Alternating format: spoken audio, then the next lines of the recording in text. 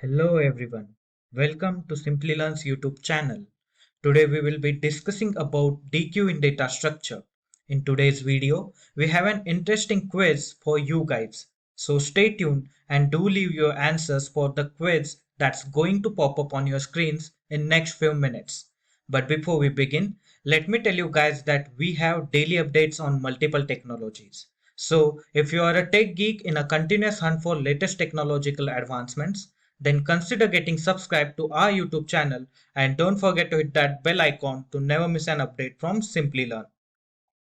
Now, without any further ado, let's get started with the plan for today's discussion. We'll start this discussion by understanding what is double-ended queue in data structure. Followed by that, we'll understand the properties of DQ in detail. Advancing ahead, we'll deal with the different types of DQ. After that, we'll understand the representation of DQ using circular queue. And further, we'll discuss different operations that can be performed on DQ. Once finished with that, we'll implement a DQ using circular queue. And finally, we'll cover applications of DQ to understand its importance. I hope I made myself clear with the agenda. Now let's get started with our first topic, what is DQ? DQ is an abbreviation for double-ended queue, and as the term double-ended queue suggests, it is a type of queue with some advanced features at both of its ends. But previously, we have learned that the basic queue data structure must perform insertion from one of its end and deletion from another or opposite end. So what new limitation or feature does this particular type of queue brings? Well, the DQ extends the concept of a linear queue by implementing insertion and deletion at both of its nodes. By that, what I mean is the DQ data structure is acquainted with the possibility to insert and delete new elements at any node. That is why DQ is concerned as more generalized version of queue data structure. Now, moving ahead, we shall understand the key properties of DQ. The first property of DQ states that the DQ can use the LIFO principle for inserting or removing elements. The last in first out principle is used while implementing stack data structure, and according to this principle, the queue elements must be inserted from one end and should also be removed from the same end. For instance, we are storing some elements inside this queue structure which is performing both insertion and deletion from one end.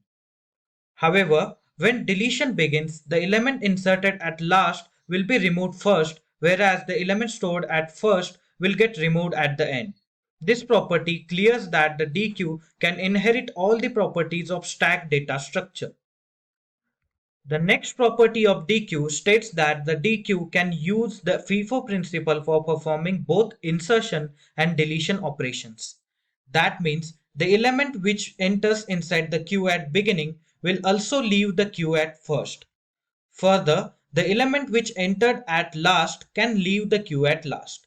Both of these properties displays the uniqueness of this particular type of queue data structure. Now in upcoming slides, we will understand different types of the DQ. The first type of DQ we have is termed as input restricted queue.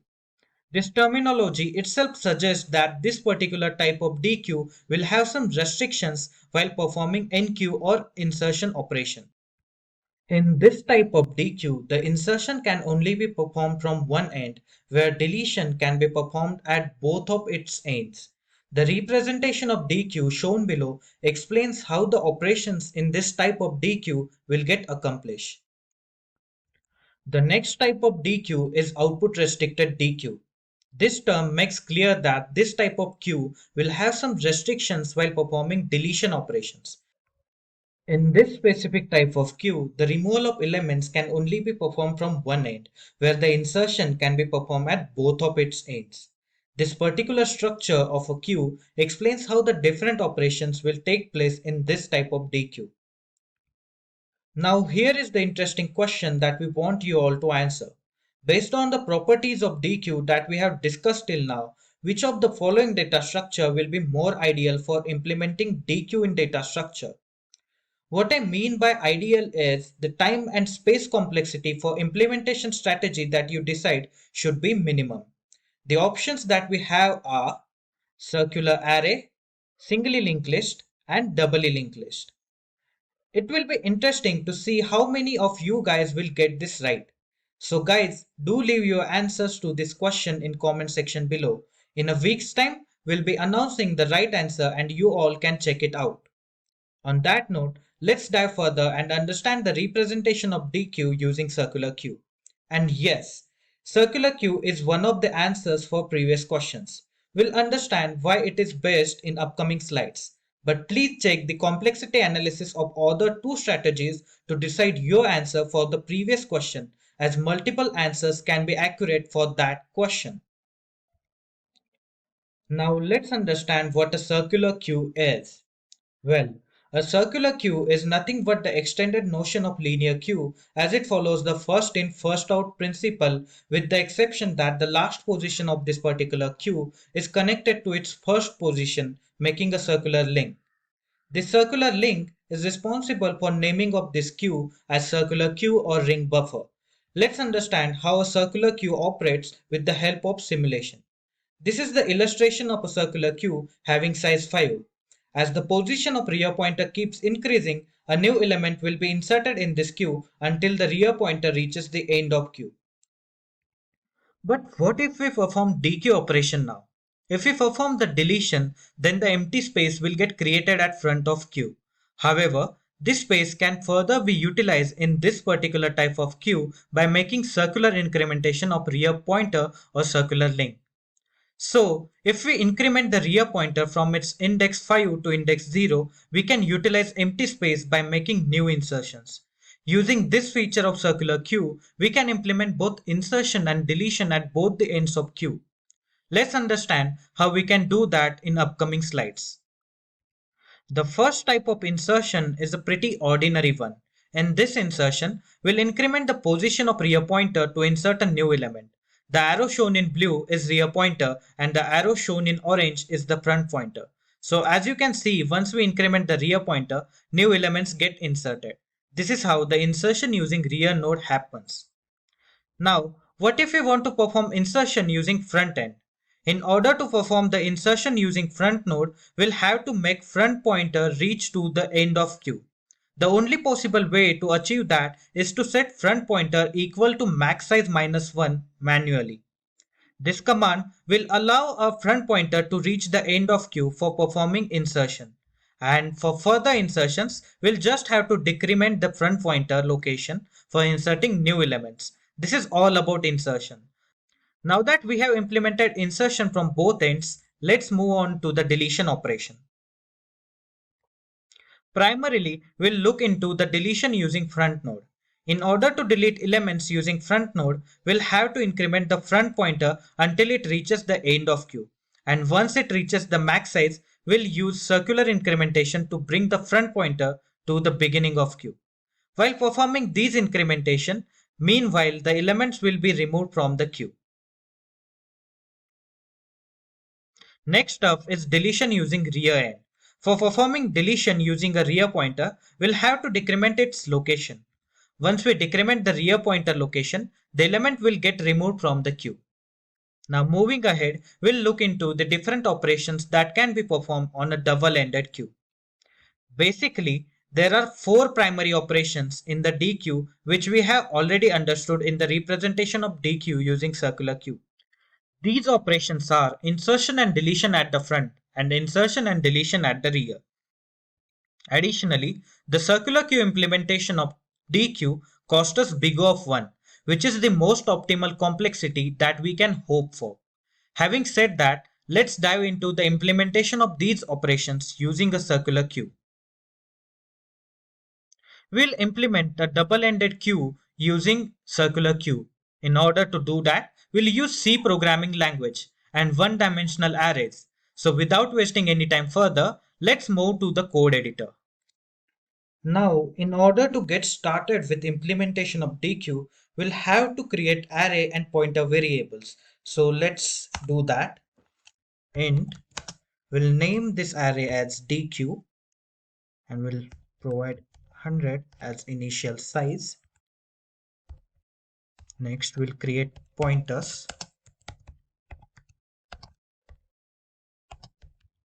and rear is equal to -1. Now we'll also define the maximum size for our queue using define call.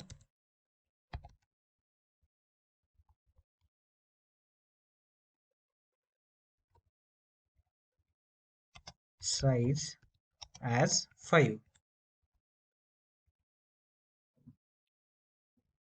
After done with this initialization process, we'll start working on insertion from front node.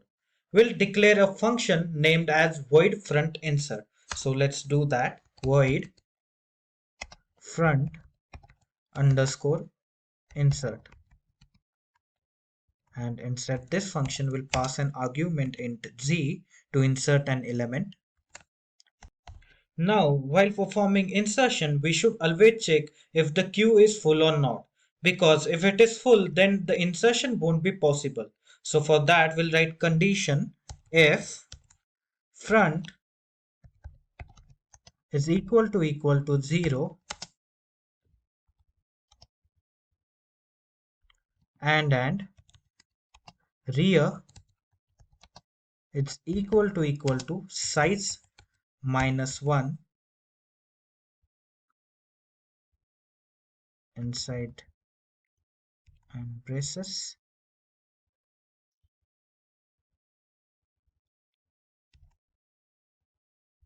or front is equal to rear plus 1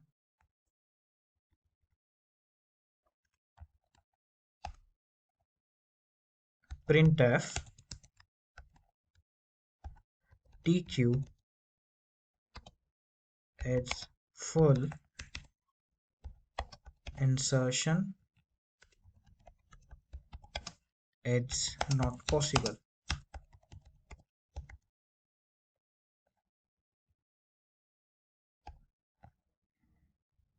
Okay. Otherwise, if both the front and rear node are pointing to null memory index or -1, we'll manually set our front pointer to index 0 to make the first insertion into the queue. And we will insert the element at new location or index 0 where the front pointer is pointing. So for that, what we'll do is we'll write another condition with else if block. Else if front is equal to -1 and rear is equal to -1, then make front is equal to rear is equal to 0 and dq front is equal to z.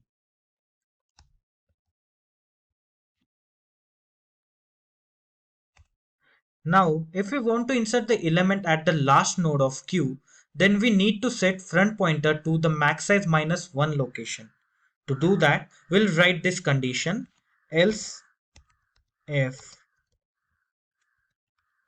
front is equal to 0, then front is equal to size -1 and dq front is equal to z.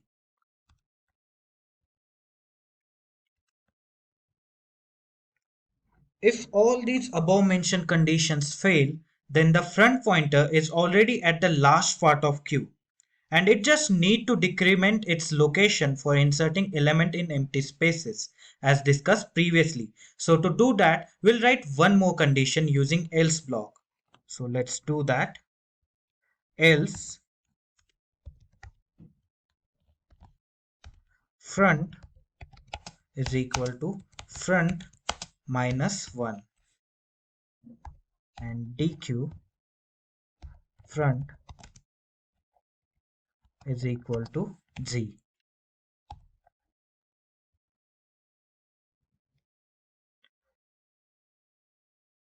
Now we have successfully implemented our front insert function. So let's move forward and work on another function that is called as void rear underscore insert, and we'll pass z as an argument to insert an element. Now, as done previously, we will first check if our queue is full or not. So let's do that using if condition. If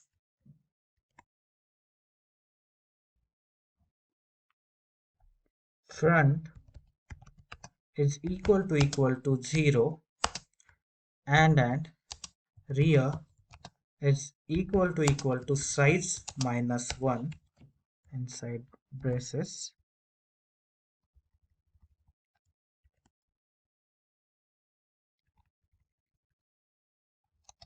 or front is equal to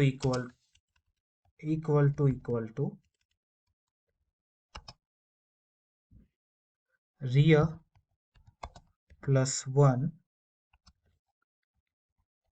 then printf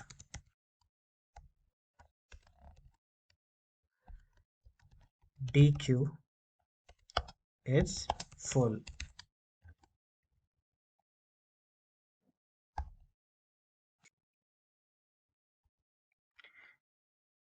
Next, if there is no element in an array, we'll manually set the rear pointer to index 0 for new insertion. So for that, we'll write condition else if front is equal to minus 1 and rear is equal to minus 1, then set rear is equal to 0 and insert dq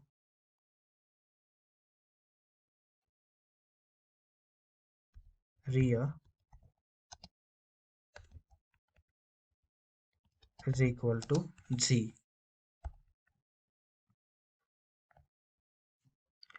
Otherwise, if rear pointer is already at the end of queue, then we will bring it to the beginning of queue. So for that, we'll write condition else if rear is equal to size minus 1, then bring rear to index 0 and dq rear is equal to z.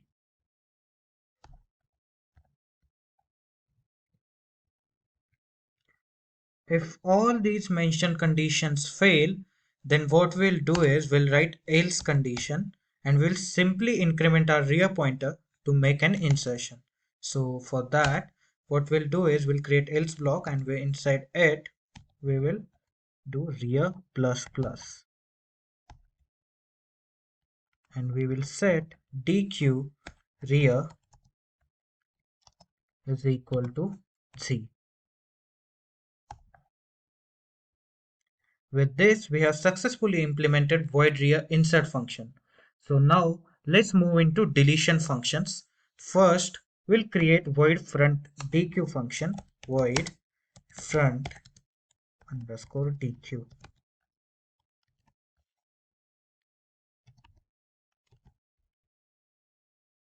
And there is no need for any argument for this function. To begin with this function, first we'll have to check if dq is empty because we cannot delete elements if there is no element to delete. So for that we'll write if condition if front it's equal to minus 1 and rear it's equal to minus 1, then printf there is no element to delete inside this deque.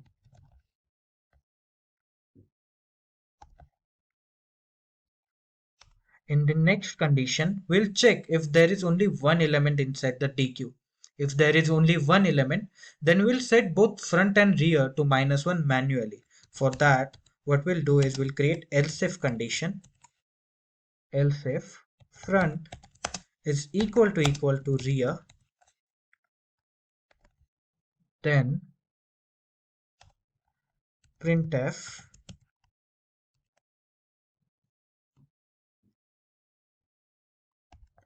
we'll add slash n to take this to the next line. The deleted element from the front is modulus d, comma deque front.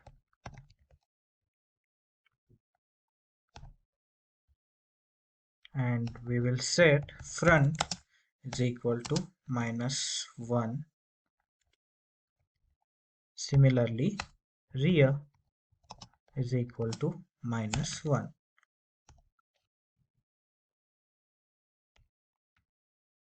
Now, if both these above mentioned conditions fail, then we will delete the element from our front node.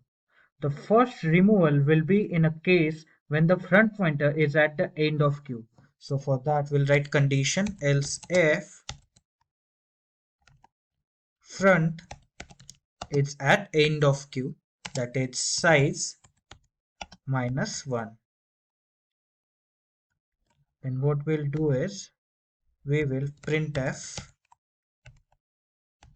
slash n the deleted element from the front is modulus d, comma deque front, comma. And another condition will be when the front pointer is at the beginning section of a queue. For that, we'll write else condition printf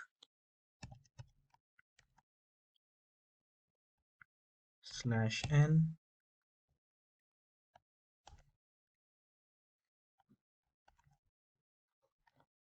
the deleted element from the front is modulus d, comma deque front.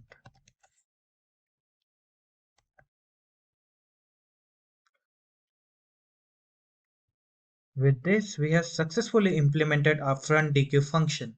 Now let's move towards next function, that is deletion from the rear end. For that, we'll create new function named void deque underscore rear. And this function also does not need any argument. So next, what we'll do is we'll create condition to check if the queue is empty or not. So if front is equal to minus 1 and rear is equal to minus 1, then printf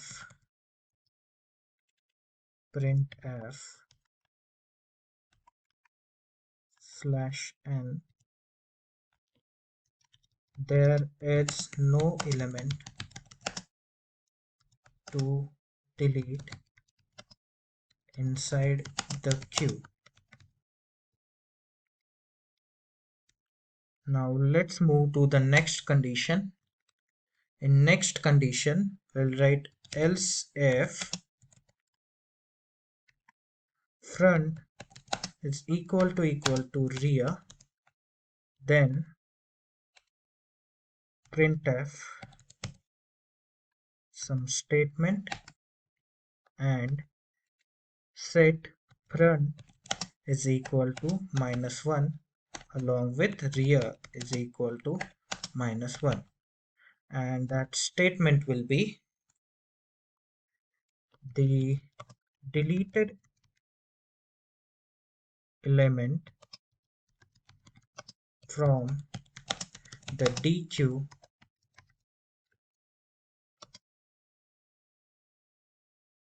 using rear node edge modulus D, comma DQ rear.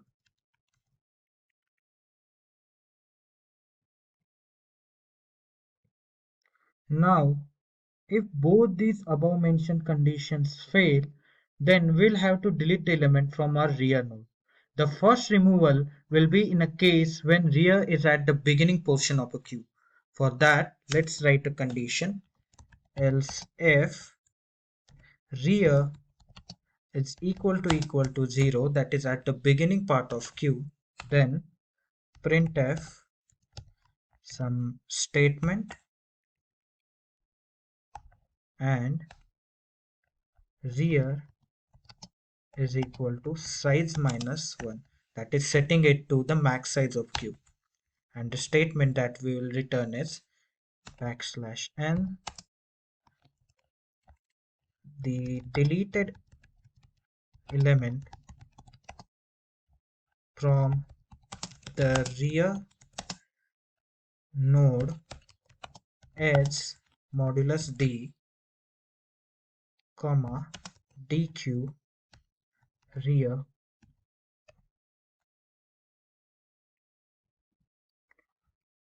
In other cases, we'll just have to decrement the size of rear pointer and delete the element. So for that, we'll write else condition printf some statement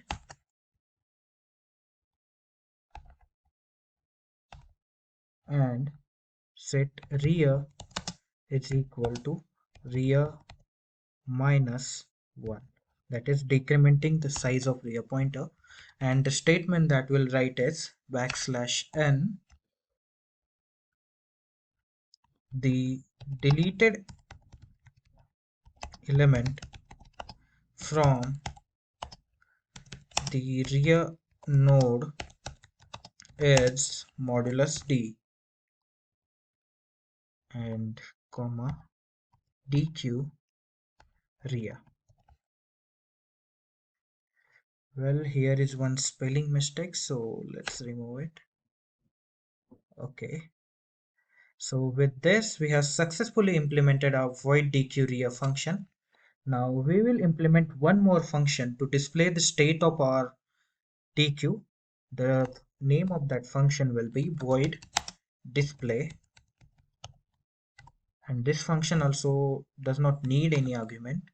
So we'll begin with implementation of this function. For this, we'll create an iterator element and we'll set it to the front pointer, and we'll printf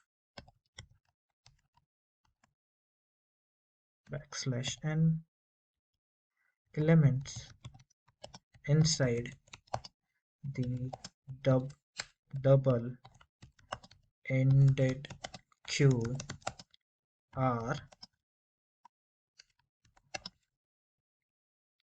next line. We'll enter into while loop to print those elements. I not equal to rear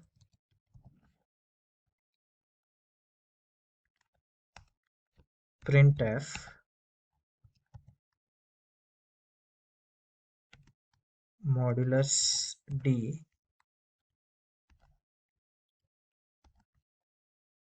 comma dqi, and we'll increase the value of I by I plus 1 modulus size, and outside this while loop we will printf modulus d dq ria.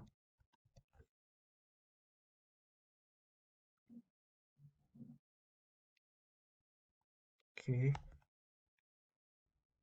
with this we have implemented all the required functionalities for our deque. So let's work on driver method, that is main function, in order to check the output of our program.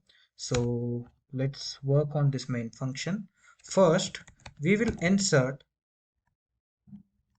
few elements into our queue. So I will insert first element using front insert. Next, let's insert one more element from front node using function front insert, and this element will be 23. Next, we'll insert elements using rear node underscore insert, and we'll pass 17 now. Next, we'll insert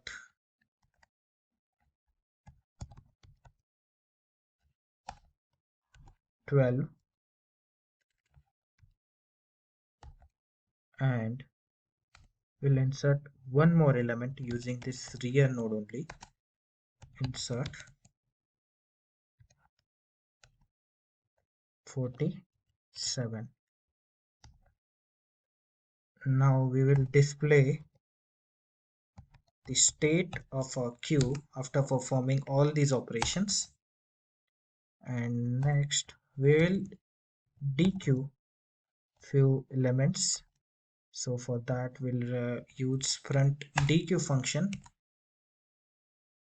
and next we will deque from rear node. So deque rear, and after performing deletion operations we'll also display the state of our queue. So let's call display once again, and let's add one more command, return 0. Okay, so with this we have successfully implemented our program for deque implementation. So let's run it and check if it is working fine or not.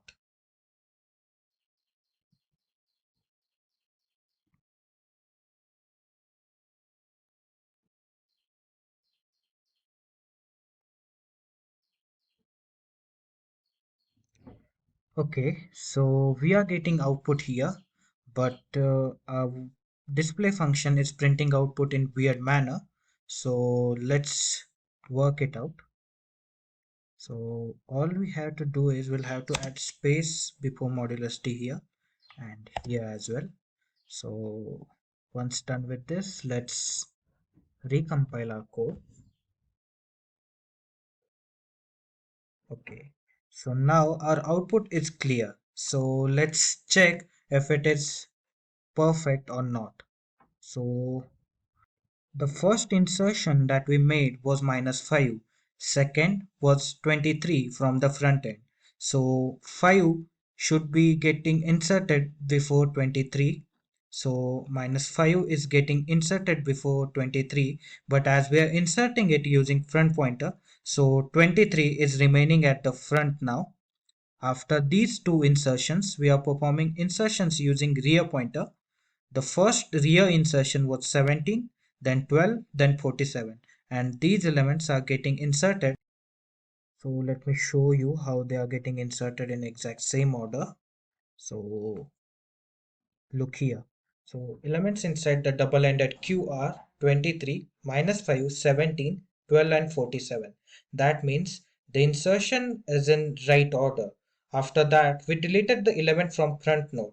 So the front node is at 23, so 23 is getting deleted. After that, we deleted the element using rear node. So 47 is getting deleted from the rear node. We are still getting 23 here. That means the deque function is incomplete, so we'll have to change it. So let's go to the deque function, and I guess it was from front end. So we'll need to change code for our front deque. So okay. So in this case, we haven't brought our front pointer to index 0. So let's do that here. And once we do this, let's recompile our code again.